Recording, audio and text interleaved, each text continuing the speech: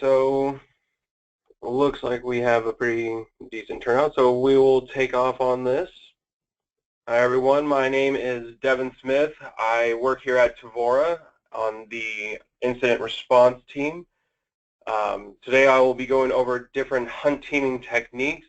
This will be a multi-part webinar. So this will be the first installment, which will go mostly over baselining and how to kind of get a grasp on finding what's abnormal within your environment.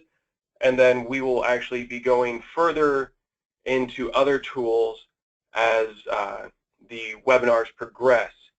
We will touch lightly on those other tools today, but for the most part today will be a pretty decent coverage on how to baseline your environment, how to actually kind of find that abnormal. So without further ado, we will start up. So much like I said before, what we'll be covering today is the baselining for being able to actually build up and find what is normal within your environment versus what's abnormal. Then in later ones, we'll eventually be covering how to really get into that in-depth, how to hunt for the abnormal, how to actually find it, address it, and find out the context to what is truthfully abnormal versus normal system use. And then after that, what do you do once you do find these? How do you eradicate them, contain them, and so on? So first, for those that might not be really familiar with the topic of hunting, it kind of seems like a weird kind of methodology that kind of almost kind of gets glorified right now. But realistically, hunting is you're going into your environment and you're really just trying to identify what's normal and what's abnormal. So you really need to know ahead of time what should be there. Because in order for you to actually be able to find what shouldn't, you need to at least understand what these different system involvements are that are kind of obscure at times in nature. Because Windows especially has a lot of different registry keys, different system files that kind of are almost obscure in name at times, or could possibly be a real name, but they're just not actually the right file, or they're not in the right location. So these are the type of things that we're looking for when hunting is, what's out of place, even if it does have the right name, is it in the right location type stuff. Which luckily we have a kind of helping hand with this, with utilizing different indicator compromise methodologies such as tools like Yara, OpenIOC, Sticks, just to be able to kind of parse through that and use different known indicators for that file structure that we might be looking at to say, yes, this is a compromised file, or realistically this is malware, or hey, this shouldn't be in this location. Now, this also doesn't go along the lines, though, in depth with the behavioral side, like indicators of attack. So indicators of attack is going to really be that mindset and usage of the tools. How is it actually being used? How is WMI being utilized against your environment? It's really kind of boils down at that point to the context of how these tools are being used. Now, of course, if you have a brute force going against you, then with Hydra or Burp Suite, where it's sending a repetitive nature of attack, then of course that's a very huge indicator that you're being attacked. Now, different threat intelligence, as far as those go, we utilize a lot of ones such as like Alien Vault, where then we'll ingest that information, make different IOCs, and be able to utilize those in our works. But one of the biggest things that kind of seems to get overlooked that we like to utilize a lot is good system admins and network admins. Now, when I use the word good, it means the person that really comes in, knows their environment, and knows what's out of place when you sit down with them and have them actually really start to comb through it with you. They'll be able to look at it and go, oh, well, SVC host isn't supposed to be running under explorer.exe. It's supposed to be service, exe, or anything else, even down to the configuration file type stuff, where they really know all those different, layers of their systems that they're involved with.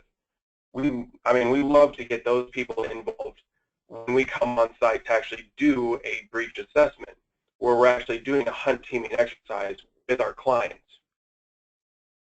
Definitely always utilize system admins, network admins, and never be afraid to really invest your time in getting to know all these different systems.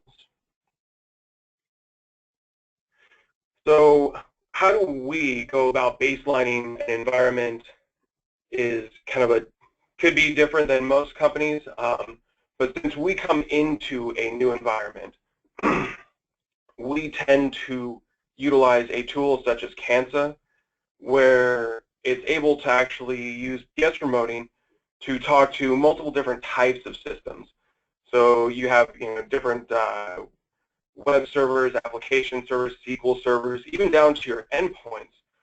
We can deploy this and run it and get a layout of everything from the auto runs to its net stats, just different information that then we can compare across the whole entire environment based off of those groupings to really see where these different outlying factors are, which we'll definitely start to get into later as I show the actual tool, Kansa, because this tool is just great for baselining, but it also has an analysis suite.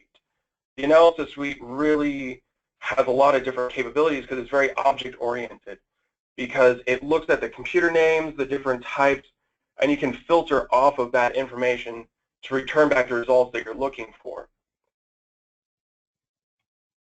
So, like I was saying, with Kansa, it's definitely meant for being a baseline tool, and it was made by Dave Hall, and his whole entire idea originally was with making for baselines for incident response purposes. But it also, like I said, does have this really nice analysis suite, which at this point we will dive into. So if we go into here, we have our Kansa directory, where we have our analysis modules, which has different PowerShell scripts that we can run against. You even have a binaries folder, so you can add in stuff like logparser.exe, which is actually a very big hand in doing a lot of the analysis work for parsing the logs. You also have your analysis.conf file, which I'll definitely go into later as we get more into the analysis side of it.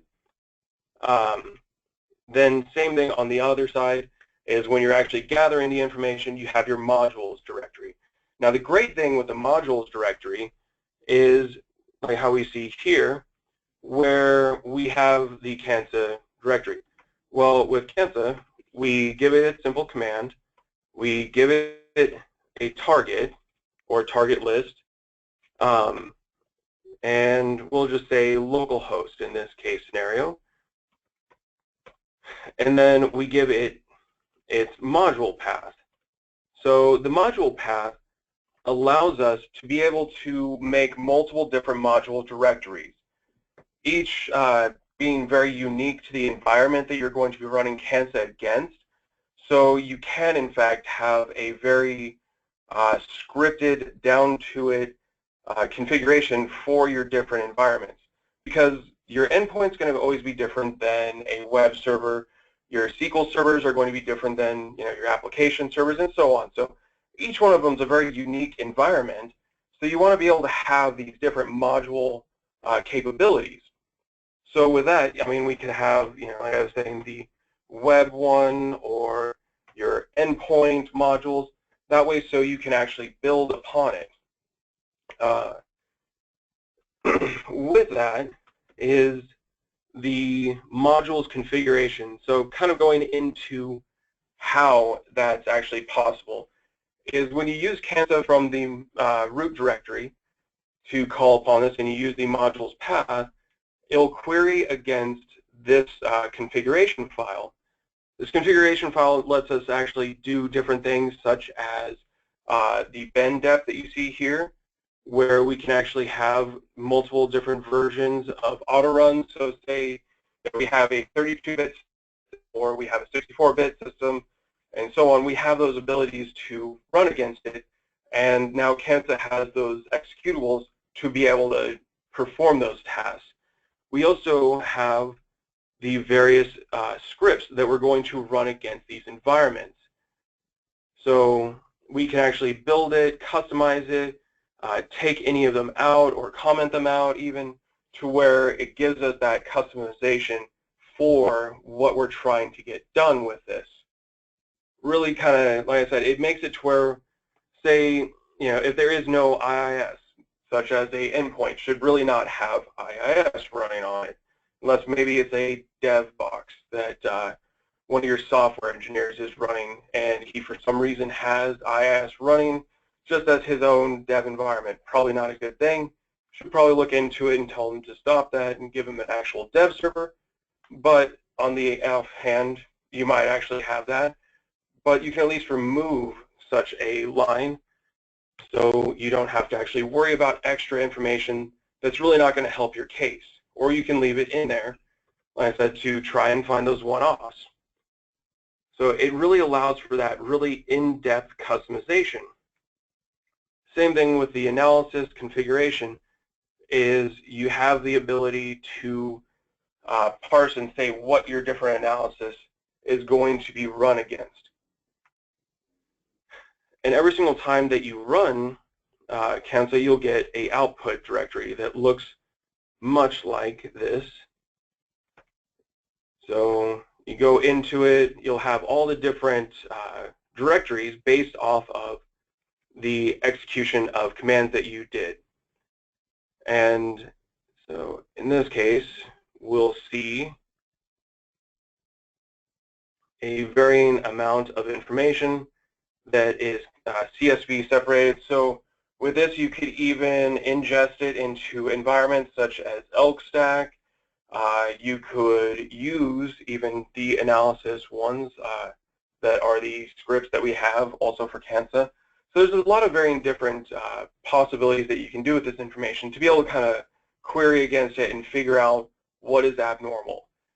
As far as the Kansa document or scripts, they're going to be more towards the long tail statistical analysis. So what they're doing is they're trying to find out where the outlying factor is. Where is that one off where on web server 15 we have a support account 134, but this account doesn't exist anywhere else in our environment. And for some reason this account is also a local admin, or even, worst case scenario, a domain admin. So then it kind of alerts us to this account. We can start to kind of pry and peel back the layers and figure out, well, when does this account come about? What is, might this account be on?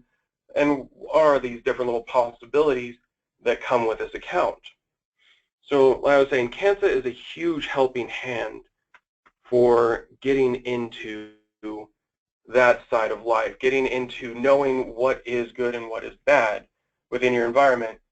And say if you don't have a system where you know that it's not compromised, then what I usually recommend to our clients is taking your build of a web server, building it, running it against it, so you have that known clean environment, that one place where without a doubt hasn't been tampered with. This is the most sterile that you can possibly get. Because like I said, this one is going to make it to where you can go that extra mile and be able to check against. Another good one to do is MD5 deep, because this will actually make a whole entire MD5 hash pretty much layout of your file systems for these. So you could even use these hashes as a good comparison for that whole entire piece of information. So later on you can run MD5 deep against it, compare the hashes. You have any hashes that don't match, you also now have that extra little ability to see further into your systems and know that you're not actually running any further than you should by looking at files that should be there. So like I said, it's all about finding that abnormality.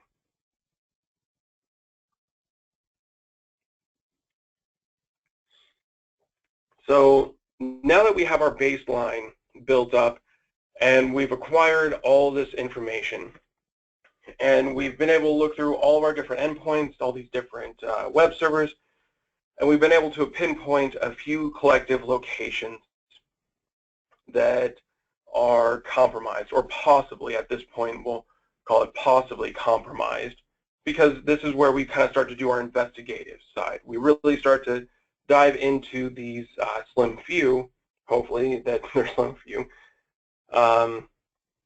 and kind of go into what they are. So we'll use stuff like recall, volatility for memory analysis, recall definitely for the live factor and the acquiring of the memory dump, and then volatility for the side of really doing that deep dive that we like to think of when it comes to memory forensics. We also will utilize both FLS from the sleuth kit and log to timeline for doing timeline analysis after we've really started to figure out and get that closer to full picture of what it is that's going on within this environment. And some of the tools say if you have data centers or you're a multi-location company, you know, we can actually do, or what we'll do usually is deploy sensors.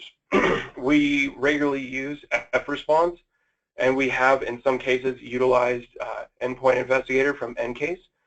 These are just ways to be able to mount different parts of the system to your local computer to be able to actually do this investigative steps, to be able to look through the memory without actually having to tangibly be in contact with the systems. So it's a really good part to have set up. So recall, which we'll definitely be getting into here in a few seconds, the big differences between recall and volatility, because you have kind of almost the war between the two at times, because you have a lot of people on one side of the fence that really love volatility and one side that really looks at recall as this upcoming new star. We love to actually implement both of them because of the fact that recall has the great aspect of being able to run live memory analysis on Linux, Mac OS, and Windows. So we don't have to actually worry about not being able to see, or hey, we have to wait X amount of time, then we have to run it through volatility. So there's really not that latency and that time factor when coming with running recall in the live scenario on a system. And we're able to actually even utilize, so say we run recall on a system, we find that it's been compromised, and we have decent proof of it, but we want to be able to do further analysis in volatility. Well, we can run and get a AFF form, or even a expert witness data dump, well, memory capture, and be able to actually then port that into volatility for further analysis to get that really deep dive advanced side that we're so used to with memory analysis. So with that, let's go into the memory side. So say this is one of the ones that we have identified with CANSA that had a random file as SCV host. So not SVC host, but SCV host in this case scenario. We kind of want to find out more information about this. What is the process that it's running under type of information? So with recall, we have two different ways that we can actually run this tool. One being we can actually run it in the way that we're used to with volatility, where we put in the different commands, such as the plugin, and in this case we'll do ps tree, and then we'll pipe it to less and be able to see it run. In this case scenario, we're able to really kind of script and be able to get that functionality that we're used to with a command line tool in this level. So you can run it purely just line for line in the command line. And then there's also another environment. But before we move on to showing the environment, we get to kind of look in this PS tree to see where these different processes are running from. So in this case, once again, we're investigating the outlying factor that we found in our CANSA analysis. We see it right here. Should not be named that as far as that goes, but hey, we want to know further information about this. Who's the parent? Well, we see that the parent is PowerShell, and its parent is Explorer.exe. So we really start to kind of see this whole entire picture that is, we shouldn't be seeing these services or these processes running from these different locations. So we definitely can say at this point, this has been a compromised system in some way, whether it be malware, an actual listener of some sort, and we can go further into acquiring a memory image.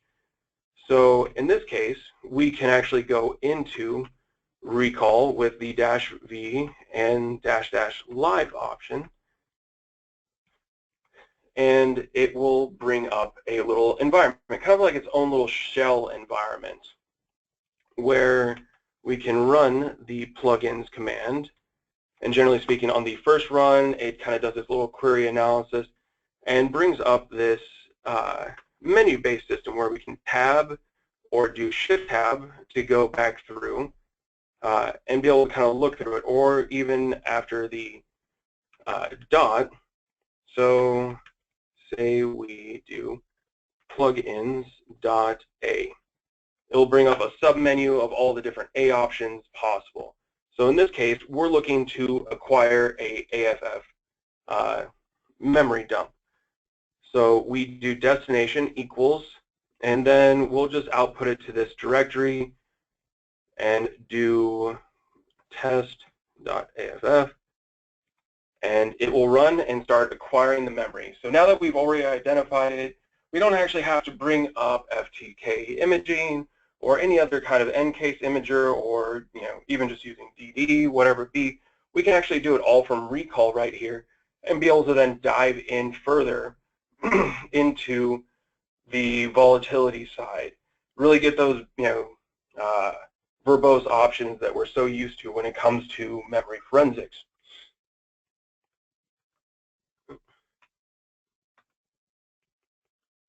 Go back.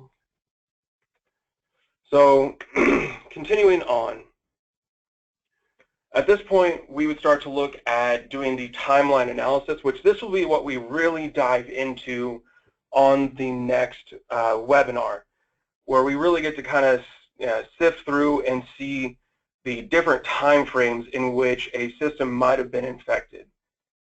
Generally speaking, what we'll do with timeline analysis is we will run both FLS from the sleuth kit to get that metadata timeline, along with log to timeline. Log to timeline we usually run at the same time, just because it's going to take a pretty long time, assuming that you're using a couple filters or you're not running any filters on it, because log to timeline has the ability to do Windows General filtering, Windows XP filtering 7, all these different types of filters that are made for these different environments. So say you're doing a log to timeline on a IIS server. Well, log to timeline has purely a filter that you can use for IIS servers. So it's only going through and grabbing bits of information that's pertinent from that image for IIS servers. So you don't have to try and sift through as much with these tools. But so like I said, we usually will run both in parallel at first, and then generally speaking, FLS will come back. We'll start to parse through that, looking through it, trying to find definitely the key process that we found, try and find its prefetch files, try and see if there was any kind of indicators that say there was any kind of lateral movement to or from any other systems at that time, or any time beforehand or after, just kind of trying to build that full-on picture of now that we know some kind of heading of what to look for, what other elements can we find when we're trying to pry and peel back all these different layers of a possible compromised environment. So like I said, this is what we will definitely be building into in the next webinar, and which that will also cover using Timeliner from Volatility to build a timeline that will incorporate into the disk hard drive image from the volatile memory. So there is the ability to now incorporate what you find in memory as well as what you find on disk into that timeline. And of course, which this will be, like I said, definitely covered and further into our different techniques that we use in the next webinar on what it is that after we've identified, after we've contained, what do we use on the different case scenarios where you can't just completely reformat the whole entire system. Well, luckily with this, actual hunt teaming, we should have been able to peel back and find all the different areas, different registry keys, different directories, any other systems that they've infected. That way, so we can kind of be able to do a more clean removal if a direct reformat is not a possibility. So, like I said, that's what the next sets will be covering in depth. This was just to kind of get the nice baseline analysis and really kind of get that understanding of what hunt teaming techniques are. So at this time, is there any questions for me?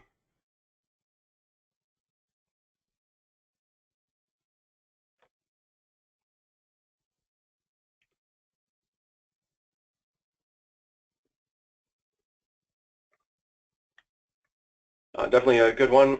In fact, that's on the very next slide, which I'll bring up right now. Let me get that to come up. Okay. So I was asked about the different resources available for, some of the resources that we utilize to reference while training up and learning more about hunt teaming and the new techniques that are coming out, different new tools that are coming out to really aid in this. Two of the blogs that we definitely will look into quite frequently is Jack Crooks and Hexacorn. And then we definitely are big fans of looking into the SANS reading room and just doing a query with the hunting or hunt flag as far as saying that, so we can actually pull up the plethora of resources that they have pointed out for that. And then there's also the threat hunting project that's currently kind of trying to raise that awareness and put out more information about how to do a hunting project within your own organization and the different resources that you can bring in, such as like ourselves, Devore, we do a breach assessment for our clients for one of our incident response packages. So we do have that ability to come into each and every single person's environment and really do that deep dive analysis.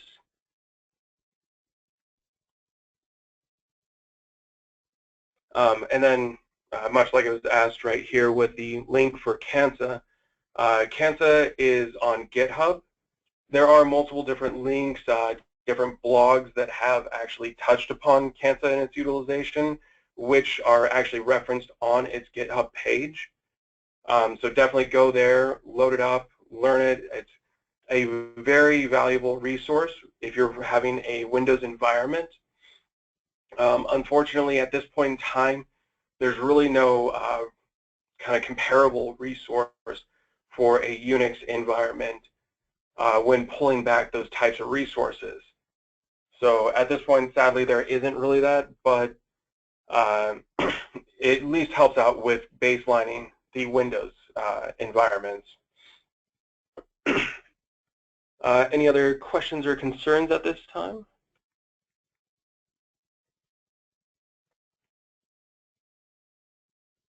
All right.